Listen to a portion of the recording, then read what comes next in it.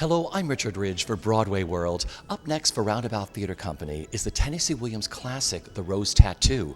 Under the direction of Trip Cullman, it welcomes back to Broadway Academy Award winner Marisa Tomei and making his Broadway debut, Iman Elliott. I play Alvaro Mangiacavallo. His last name means eater horse, and that's almost all you have to know about this guy. He's Sicilian. He's been living in the States for almost 10 years. He brought his family across with him, his family being his father, his grandmother, and his elderly sister.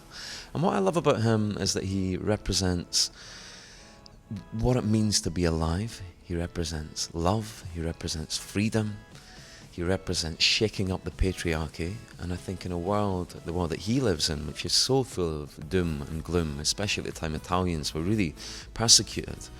But if you relate that to today, in this very confused time that we're living in, Alvaro is a very simple character in that he just wants to set this woman free and bring joy into her life. And I think that message speaks loud and clear for today's audiences. So he's a joy to play.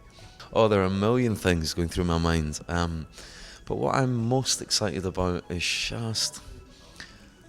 essentially just being part of this celebration of what it means to be alive, and this celebration of love, this celebration of what it means to be Sicilian, and to be part of going on stage and being part of that every night, and to do that in New York, and also in a broader sense, being part of this city and working in this city is a wonderful feeling in itself. This play for me is remarkable because I think even though it was written 70 years ago, so many of its concerns feel so relevant to like the very moment that we're living in right now.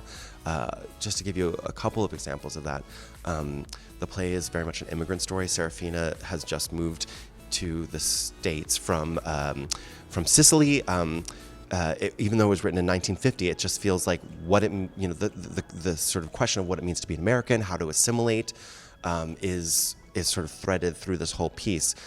The story is also, to me, very much about a woman sort of facing down the patriarchy.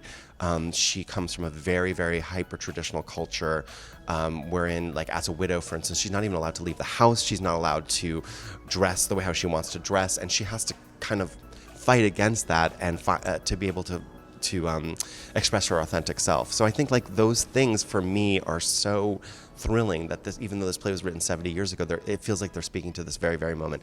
And then finally, this is one of the very few Tennessee Williams plays that ends happily. So to me, that's also a gift for a contemporary audience, that like they will leave the theater feeling hopefully buoyed by the possibilities of love and happiness in the world. The last line of the play is "Vengo, vengo, amore," which means I'm coming, my love," as she races into her lover's arms. So I can't wait.